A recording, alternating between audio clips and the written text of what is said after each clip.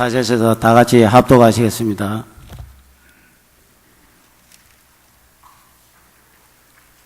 이사야 63장 15절부터 19절까지 다 같이 합독하시겠습니다. 시작.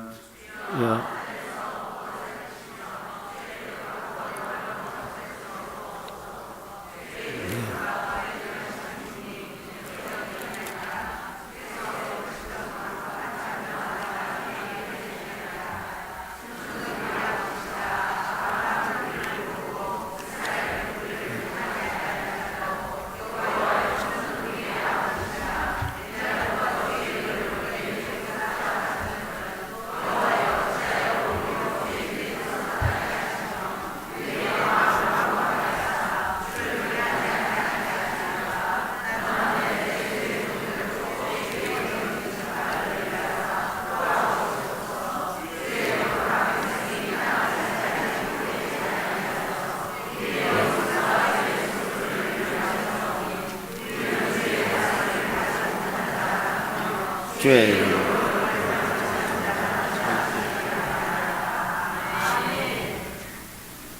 찬양 경례.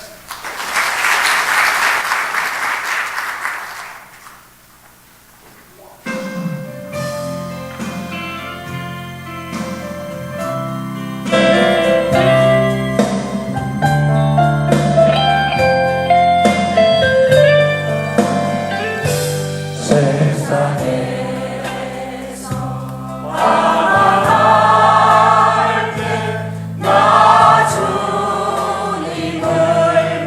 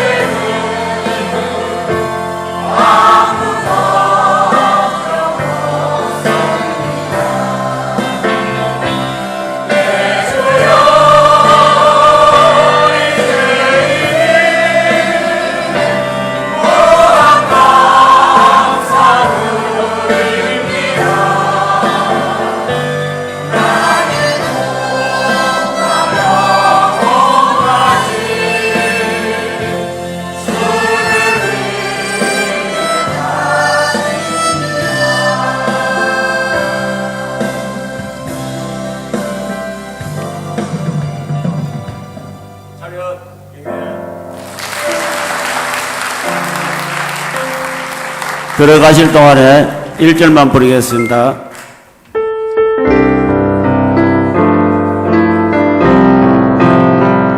세상에서 방황할 때 나 주님을 몰랐네. 내 맘대로 보지 않으면 온갖 죄를 저질렀네. 예수여 이제도 용서받을 수 있나요? 벌레가 너무 전 내가 용서받을 수 있나요? 이 시간에는 주는 우리 아버지시라 김병구 목사님 말씀 선포할 때 큰 은혜 받으시기 바랍니다.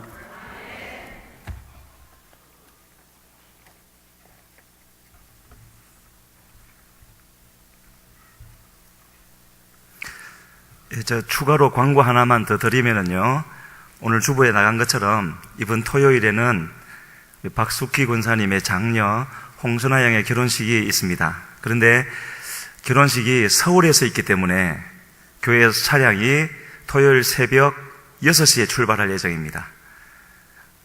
동참하실 분은 사무실에 이름을 알려주셔야 그에 맞게 차량을 준비할 수 있습니다. 오늘 집에 가시기 전에 결혼식에 함께 가실 분들은 사무실에 꼭 이름을 신청해 주시고 해주시면 준비하는 데 도움이 될 것 같습니다.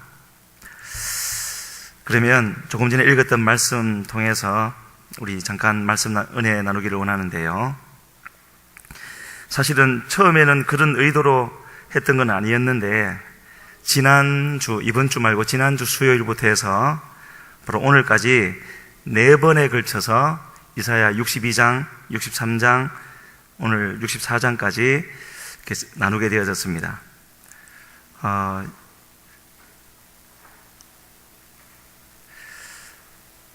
보게 되어지면요, 62장부터 진행되어지는 62장에서는 이사야가 이제 자기 나라 이스라엘의 남유다에 처하게 되어진 하나님의 심판을 보면서 그냥 절망하는 것이 아니라 기도하기로, 자기 스스로도 쉬지 않고 기도하기로 이렇게 결심을 했고, 그 기도하면서 옆에 있는 또 남은 자들에게 같이 파수꾼이 되어져서 기도할 것을 부탁을 했고, 그들이 그렇게 기도할 때 63장의 첫 부분에 오게 되어지면은 하나님은 그들을 기도를 시키시고 나서 대적들을 주님이 친히 물리쳐 주시는 그 장면을 보여주셨습니다.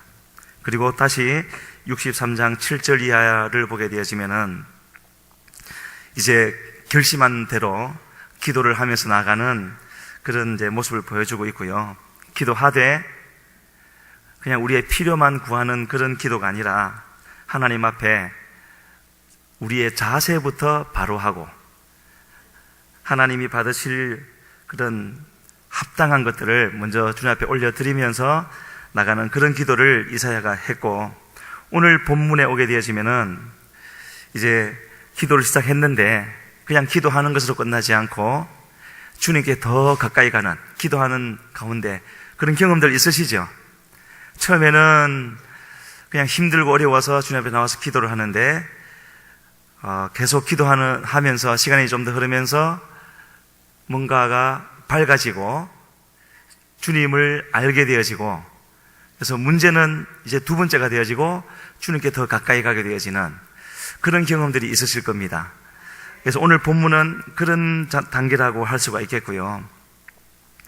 그래서 이 모든 과정들이 참으로 놀라웠게 진행되어져 가는데, 이 모든 것이 가능했던 이유는 61장에 보게 되어지면 바로 그 이유가 나오고 있습니다. 이사야가 훌륭하거나 그랬기 때문이 아니라 바로 거기서 주의 성령이 내게 임하셨으니, 누가복음 4장에서 예수님이 사역을 시작하시면서 우리가 갈릴리 선언이라고 부르는 바로 그 부분이 해당되는 부분인데, 그 성령이 임하심으로 이사야에게 이런 일이 일어나게 되어지고, 또 그 기도를 하나님은 들으시고 승리하게 하시는 그 과정이 쭉 진행되어져 가고 있고, 오늘은 우리가 그 마지막 부분에 대해서 이제 나누려고 하는 것입니다.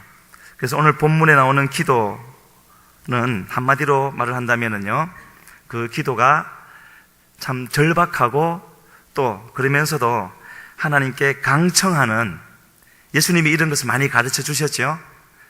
기도하되 그냥 길게 시간만 채우는 그런 기도, 물론 그런 때도 있습니다.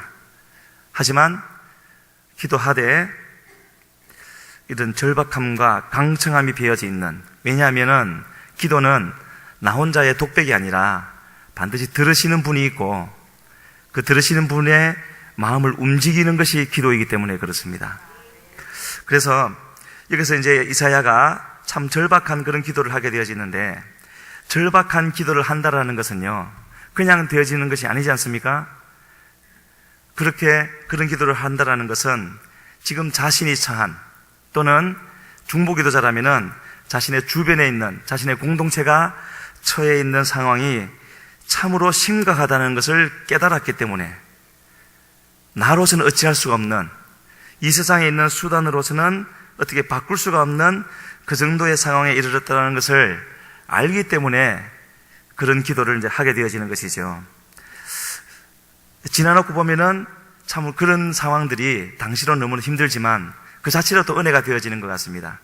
왜냐하면은 그런 상황에 처한 사람은요, 결코 교만하지 않는 것 같습니다. 그렇죠? 교만할 여유가 없는 것이죠. 그리고 더 이상 불법을 행하지 않고, 우리 조금 전에 우리 헌신하는 가정에서 특송했는데, 세상에서 방황할 때 온갖 죄를 저질렀다고 고백을 했지 않습니까?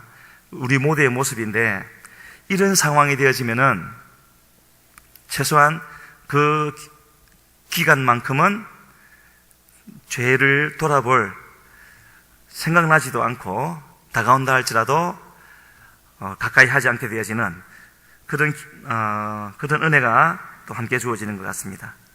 그래서요, 이런 자신의 처해 있는 상황을 안다라는 것은 그 자체로 하나님의 크신 은혜인 것 같고, 이 모든 것이 바로 이사야의 경우처럼 성령께서 하시는 그런 역사의 일부분이다 하는 걸 알 수가 있습니다. 이렇게 하나님 앞에서 충분히, 여기서 충분이라는 것은 하나님 보시기에 충분이겠죠. 충분히 낮아져 있으면, 절박해져 있으면 그 사람에게 강청하는 기도는 따라오게 되어지는 것이죠.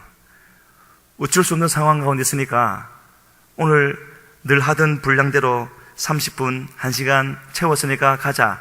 그럴 수 없는 것이 아니겠습니까?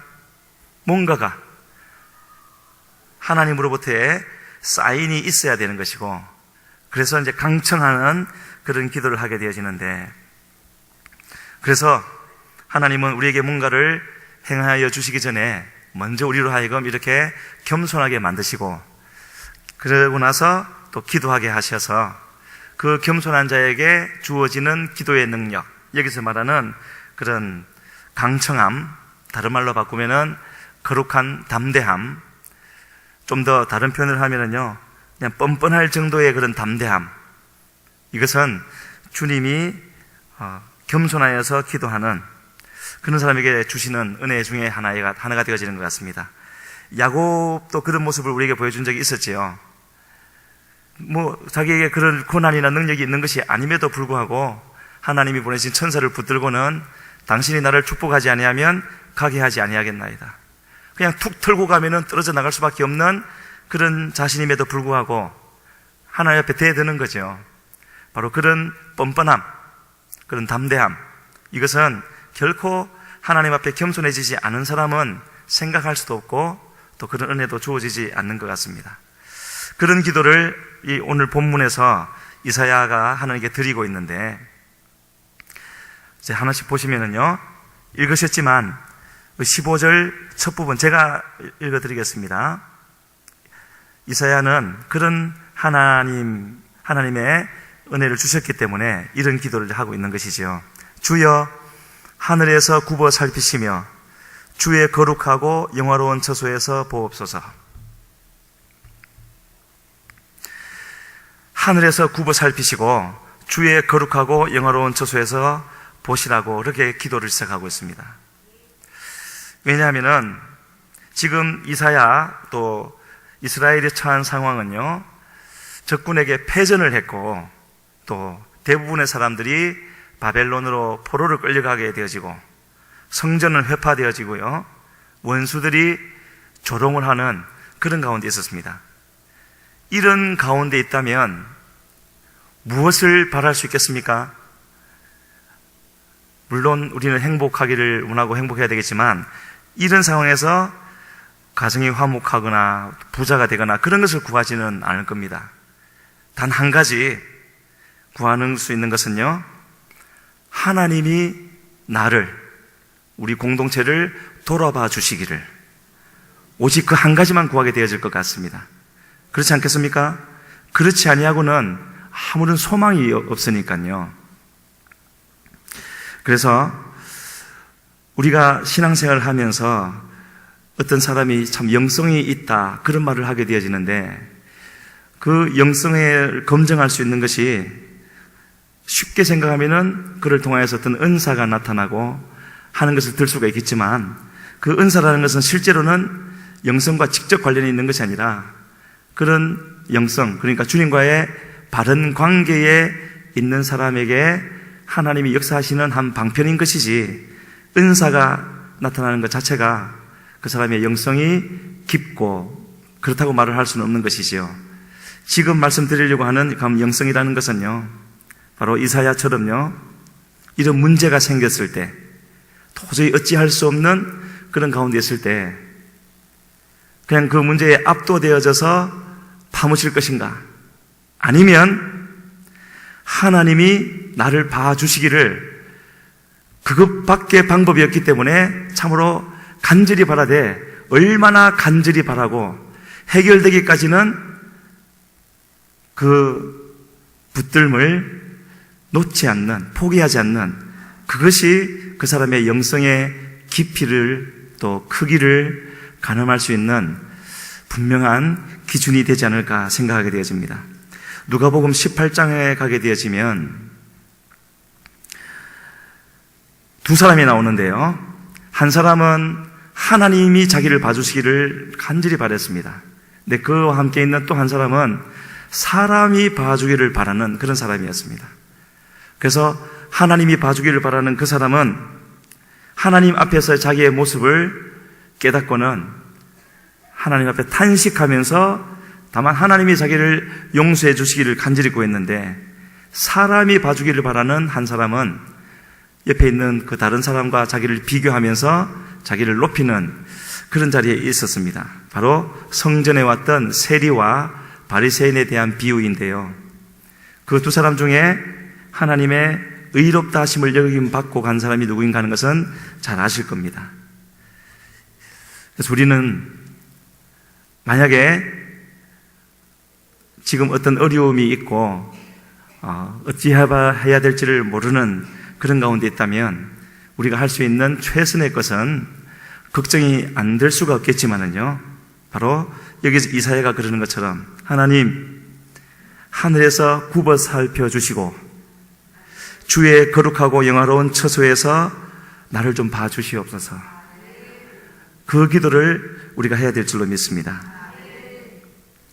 꼭 하나님이 지금 나를 외면하시는 것 같고 하는 그런 마음이 든다면 더욱 이 기도를 해야 되는 것이고요, 그러면서 우리는 주님께 더 가까이 가기를, 어떻게 하는 것이 주님께 더 가까이 가는지는 주님과 그 사람 사이에만 알 수 있는 일이지만, 정말로 마음속에 간절함이 있다면 바로 그렇게 나아가기를 힘쓸 것이고요, 그 주님께 가까이 간다라는 것은 결코 자신에게서 시작하는 기도가 아닙니다. 하나님, 내가 이렇고 내가 그 때문에 힘들고 이것이 좀 해결됐으면 좋겠고, 그렇게 자신에게서 출발하는 기도가 아니라 하나님에게서 출발하는 것. 바로 이사야처럼요, 하나님, 하늘에서 나를 굽어 살펴봐 주시고 계신 곳 거룩한 곳에서 나를 돌아봐 주시옵소서. 나를 빼고 나 때문에 와 있지만 그냥 하나님을 바라보면서 그런 찬양들이 많지 않습니까? 눈을 들어 주를 보게 하시옵소서. 어디에서 눈을 들어야 되겠습니까? 나를 보는 데서 들어야 되겠지요.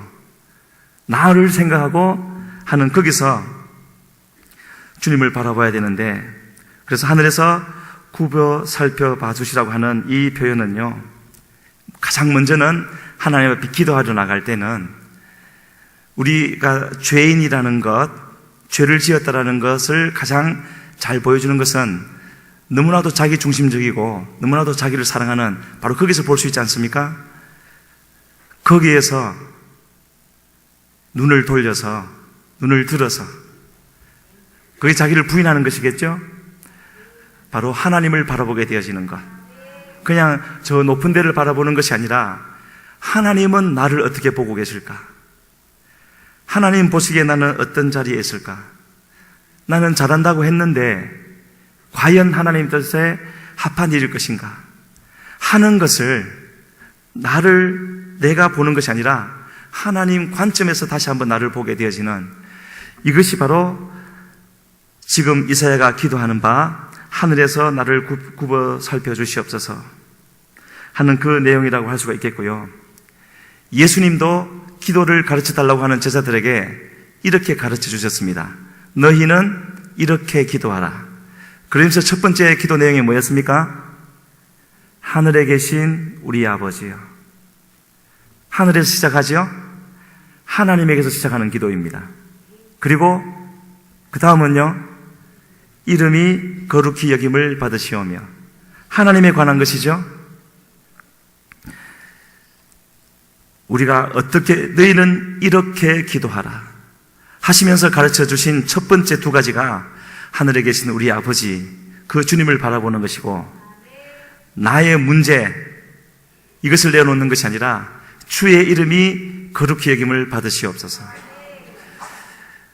나에게는 정말 말할 수 없는 복잡한 문제들이 있고 그 중에 어떤 거 한 가지도 내 힘으로는 해결할 수가 없지만 하나님을 그 내 수준으로 낮추어서 생각을 하지 말고 하나님은 그 어떠한 문제라도 그 위에 계셔서 초월하여 계시는 분이신데 그 하나님도 내 수준으로 낮춰가지고 하나님도 어찌할 수 없는 것처럼 그렇게 염려 속에 쌓여있지 말라는 것입니다.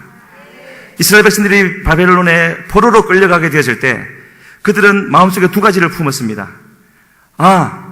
하나님도 이런 상황은 어쩔 수 없구나.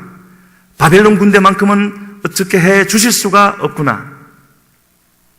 또 한 가지는 잘못은 우리 조상들이 했는데 왜 우리가 포로로 끌려가야 되나.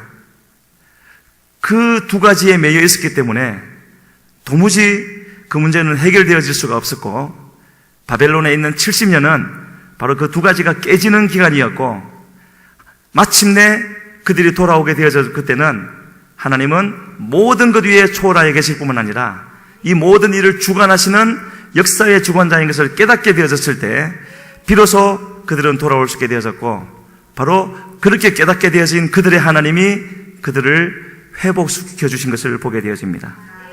그래서 저도 잘 그렇게 하지 못하지만은요, 우리가 이렇게 성경의 말씀을 볼 때에 이렇게 한번 되새기는 것이죠. 이름이 거룩히 여김을 받으시오며, 나에게도 많은 기도 제목이 있고 하나님 이것만 꼭 해결해 주시면 하나님 정말 잘 섬기겠습니다 하는 그런 것이 있겠지만, 그럼에도 불구하고 주의 이름이 거룩히 여김을 받으시옵소서, 그런 기도를 하면서 나아가라고 주님이 말씀하시는 것이죠. 그래서 우리는 늘 기도해야 되겠지만은요, 기도할 때, 기도를 시작하기 전에 꼭 더듬어 보아야 할 것은, 나는 어떤 하나님을 믿고 있고 지금 내가 기도하려고 하는 그분은 어떤 하나님이신가. 맞지 않는 말이지만은요, 내가 믿을 하나님은 내가 결정하는 겁니다. 아브라함이 아들 이삭을 데리고 모리아 산으로 가는 3일 동안 그는 얼마든지 하나님을 바꿀 수 있었습니다. 하나님을 믿지 않아서가 아니라 이삭을 죽이면 어떻게 하지?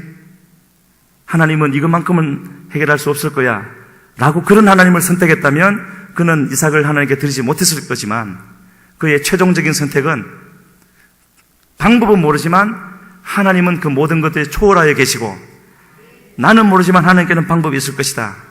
더 크신 하나님을 믿기로 선택했기 때문에 칼을 들 수 있는 자리까지 갔던 것이 아니겠습니까? 바로 우리는 기도하러 나올 때, 하나님 앞에 기도할 때 어디쯤에 계신, 문제가 여기 있다면 내가 기도하는 하나님은 여기 계시는가? 동등한 자리에 있는가? 더 위에 계시는 하나님이신가? 하는 것 우리가 생각해 볼 수 있어야 될 줄로 믿습니다. 그러면서 이사야는 이렇게 기도를 이어가고 있습니다. 15절 하반절에 주의 열성과 주의 능하신 행동이 이제 어디 있나이까? 이 기도는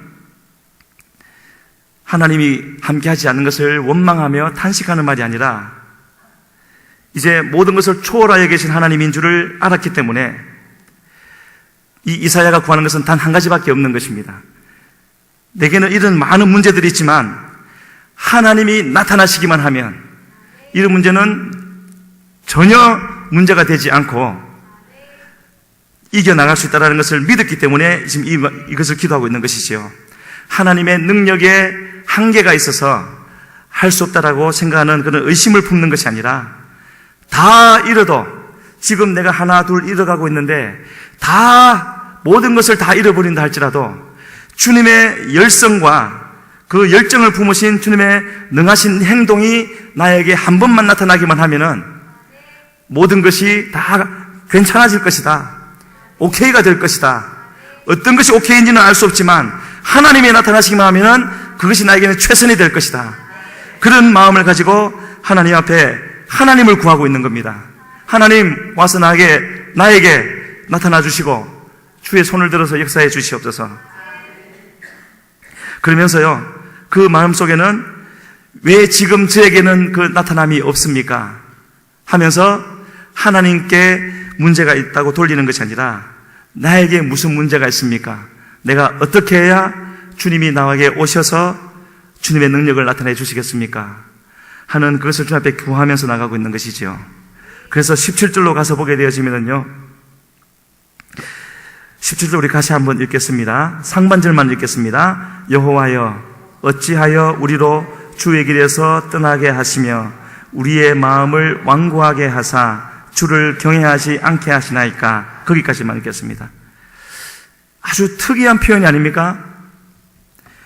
하나님 어찌하여서 우리로 주의 길에서 떠나게 하고 우리의 마음을 완고하게 하고 그래서 주를 경외하지 않게 하십니까?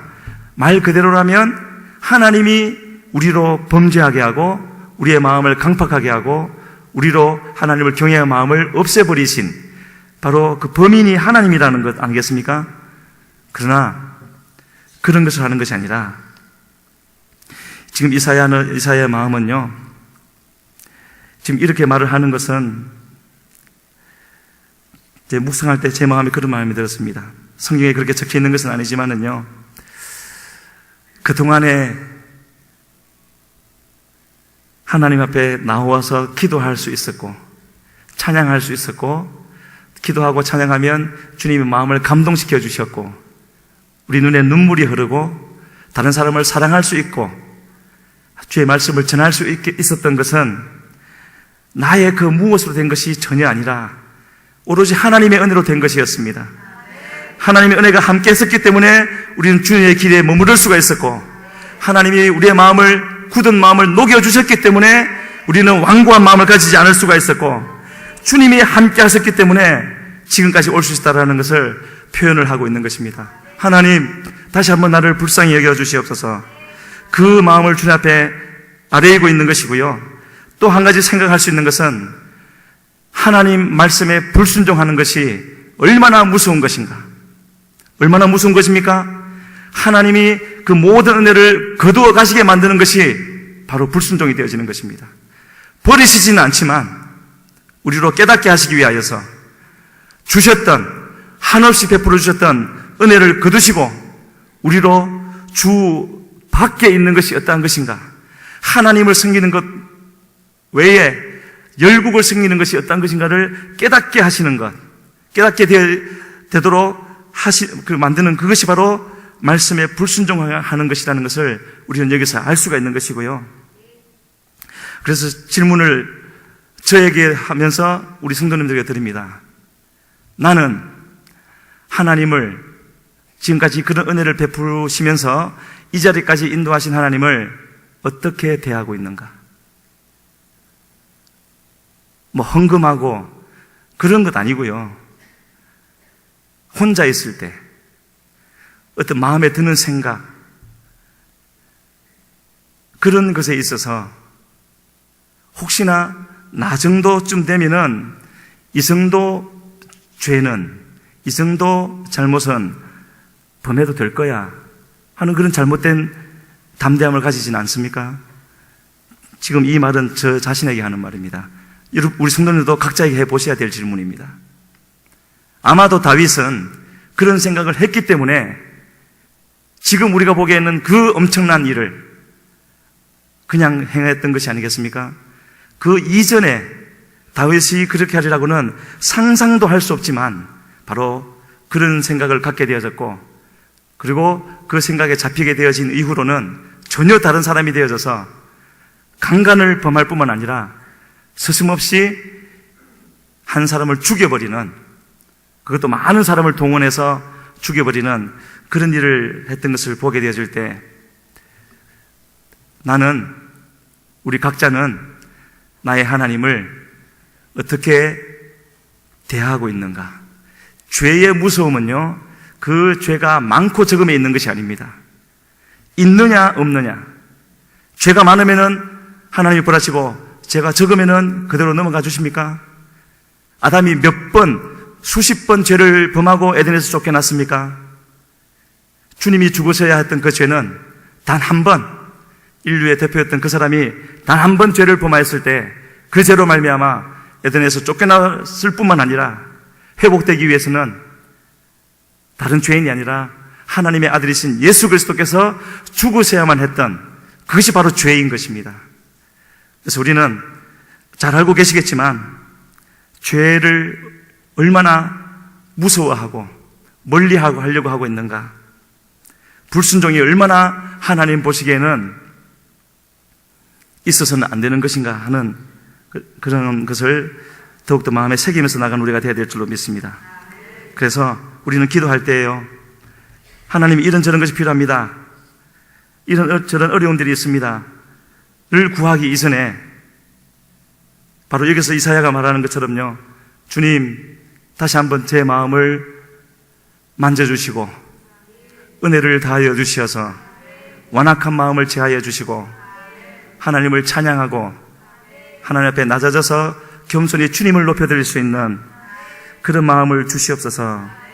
그 기도부터 하는 우리가 되어야 될 줄로 믿습니다. 그래서 그러면서 점점 그런 자격이 있어서가 아니라 그는 하나님 앞에 겸손해지면서 하나님과의 관계가 바로 되어지면서 이사야는 겸손한 자에게 주어지는 그런 담대함을 또 보여주고 있습니다. 17절 하반절에 원하건대, 참 귀한 표현이지요. 하나님 앞에 소원을 아뢰일 수 있다는 것은 주님이 회복시켜 주시기 시작했다는 것입니다. 원하건대 주의 종들, 그 다음이 중요하죠. 곧 주의 기업인 지파들을 위하여 돌아오시옵소서. 마음이 완악해졌을 때는, 완고해졌을 때는 이런 말을 할 수가 없습니다. 감히. 그러나 하나님의 은혜 가운데 들어오고 보니 하나님이 자신을 어떻게 봐주시는지를 깨닫게 되어진 것이죠. 범죄한 죄인이지만 하나님은 그래도 자기를 하나님의 기업으로 봐주시는 줄을 깨닫게 되어졌고, 하나님이 나를 그렇게 봐주시니까, 하나님이 나를 의롭다고 여겨주셨으니까 하나님 돌아와 주시옵소서, 우리를 불쌍히 여겨주시옵소서, 그렇게 기도하고 있는 것입니다. 이 기도가 우리의 기도가 되어야 될 줄로 믿습니다. 이 기도는요, 이 믿음은요, 굉장히 큰 믿음이 되어집니다. 왜냐하면 내가 보기에는 전혀 그렇지가 않음에도 불구하고 하나님이 나를 보시는 그것을 깨닫고 하나님께 드리는 기도이기 때문에, 그래서 우리는 계속 주님께로 가까이 가게 되어질 때 하나님은 우리에게 빛을 비춰주시고 깨닫게 해주시는 은혜를 베풀어 주실 줄로 믿습니다. 마지막으로 16절에 나오는 그 기도를 살펴보고 오늘 말씀을 마치도록 하겠습니다. 자신을 하나님의 기업인 줄로 깨달은 사람이 할 수 있는 기도, 그래서 하나님 앞에 더 가까이 갈 수 있는 담대함을 얻은 사람의 기도입니다. 우리 16절 같이 한번 읽겠습니다. 주는 우리 아버지시라. 아브라함은 우리를 모르고 이스라엘은 우리를 인정하지 아니할지라도 여호와여, 주는 우리의 아버지시라. 옛날부터 주의 이름을 우리의 구속자라 하셨거늘. 두 번 반복되는 표현이 나오지요. 오늘 말씀의 제목이기도 합니다. 주는 우리의 아버지시라. 이것을 깨달았던 한 사람은 도무지 돌아갈 수 없는 상황 가운데 있었지만, 죽을 것 같은 상황 가운데 있을 때도 돌아갈 수 없었지만, 바로 이 사실, 주는 우리 아버지시라, 이것을 깨달았을 때 아버지께로 돌아가기로 마음을 먹었고, 일어나서 돌이켜서 아버지께로 돌아갈 수가 있었습니다. 그리고 그 아버지는 먼저 쫓아 나오셔서 받아주시고, 씻겨주시고, 아니 씻겨주시기 전에 먼저 안아주시고, 그리고 옷을 벗겨서 새로운 옷을 가락지를 끼워서 관계를 회복시켜주시는 그런 아버지였던 것이 아니겠습니까? 이 믿음이 우리에게 꼭 있어야 되는 그 믿음이 되어지는 것이고요. 여기 보면 또 같이 나오는 표현이 있습니다. 아브라함은 우리를 모르고 이스라엘은 우리를 인정하지 아니할지라도. 아브라함, 이스라엘 다 하나님의 백성들이지만 결정적인 순간에 사람은 어찌할 수가 없는 것입니다. 또 결정적인 순간에 우리는 사람을 의지해서도 안 되는 것입니다. 하나님만 바라봐야 되는 것이고요. 하나님이 모든 것을 하실 수 있다라고 함께 동력할 수 있고 힘이 될 수 있고 의지가 될 수 있는 믿음의 사람들이라 할지라도 가장 중요한 문제 앞에서는 하나님만 찾는 우리가 되어질 때 하나님은 그런 믿음을 찾으시고 함께 주실 줄로 믿습니다. 그 절 끝에 옛날부터 주의 이름을 우리의 구속자라. 옛날부터라는 것은 하나님이 시내산에서 언약을 맺어주셨던 그때, 좀 더 거슬러 가면은 아브라함에게 언약하셨던 바로 그때부터 하나님은 우리의 구속자시라고 말씀을 붙드는 것이죠. 하나님의 유일한 약점은 다른 것에 있는 것이 아닙니다. 하나님이 주신 약속, 언약을 붙들 때 하나님은 그 언약을 기억하시고 다시 돌아와 주시는 주님이라고 성경은 분명히 우리에게 말씀해 주고 있습니다. 16절 말씀과 동일한 말씀이 64장에도 나오게 되어지는데요. 64장 바로 옆이니까 성경을 같이 보시겠습니다. 64장 8절 같이 읽겠습니다. 시작. 그러나 여호와여, 이제 주는 우리 아버지시라. 우리는 진흙이요 주는 토기장이시니 우리는 다 주의 손으로 지으신 것이니이다. 여기서 그러나, 이제, 이 두 단어를 합치면 무슨 뜻이 되겠습니까? 지금 읽지 않았지만은요, 5절, 64장 5절, 6절, 7절을 보면은요, 주님은 이런 분이십니다. 죄악을 기뻐하지 아니하시고 순종한 자를 기뻐하시는 그런 분이신데, 6절에 보게 되시면은 우리는 더러운 죄인이고 우리의 의는 더러운 옷 같아서, 또 7절에 보게 되시면은 그래서 우리는 소멸하게 되어졌다라고 말을 하면서요, 그러면서 8절에 그러나 이제, 이 말은 우리는 하나님 앞에서 그런 존재에 불과하고 우리의 있는 의라는 것은 더러운 옷에 불과하다 할지라도 그래도 우리가 붙잡을 수 있는 것은 바로 하나님은 우리의 아버지시라는 것, 그것을 붙잡으면서 하나님 앞에 나아가고 있습니다. 그러면서 한 가지를 더 덧붙였죠. 우리는 진흙이고 주님은 토기장이십니다. 무슨 말씀이겠습니까? 이전에 나를 다 없애버려 주시고 나를 다 깨트려 주시고 가루로 만들어 버리시고 주님의 손으로 새로 빚어 주시옵소서. 그러면 그렇게 새로운 사람이 될 줄로 믿습니다. 그 기도를 주님 앞에 아뢰이고 있는 것입니다. 우리로서는 아무것도 할 수 없는 그런 연약한 존재라는 것을 깨닫게 되어졌을 때 하나님 앞에 이런 기도를 하면서 나가게 되어지면 하나님은 약속하신 성령을 보내어 주시어서 우리를 새롭게 해주시고 새로운 피조물 되게 해주시고 다시 우리의 사명을 회복시켜 주시면서 그 새로운 길을 가게 해주시는 우리 주님이신 줄로 믿습니다. 이사야의 마지막 소원이 63장 19절에 나와 있습니다. 우리 같이 한번 읽겠습니다. 우리는 주의 다스림을 받지 못하는 자 같으며 주의 이름으로 걸음을 받지 못하는 자 같이 되었나이다. 이 말을 뒤집어 생각하면 무슨 말 하겠습니까? 하나님, 제가 이런 기도를 하는 이유는 이제 앞으로는 어떠한 일이 있다 할지라도 주의 다스림을 받는 자가 되기를 원하고 주의 이름으로 일컬음을 받는 자가 되기를 원합니다. 왜냐하면 하나님 나라라는 것은 주님이 다스리는 곳이고 하나님 나라의 백성은 그 다스림, 통치하심을 받는 것이 되어지기 때문에 그렇게 고백을 하고 있는 것이고요. 주의 이름으로 일컬음을 받는 것이 곧 하나님의 백성이 되어지는 것이고 주님의 함께 하심을 얻는 것인 줄을 분명히 깨달아 알았기 때문에 이렇게 기도하며 나가고 있는 모습을 보여주고 있습니다. 이런 은혜가 오늘 헌신하시는 13, 14, 15 가정에 또 저와 이곳에 함께 예배드리는 우리 모든 성도님들에게 함께 하셔서 오늘 이 시간 예배드리고 또 기도할 때 우리의 심령이 새로워질 수 있는 그런 은혜가 있기를 주님 앞에 간절히 소원합니다.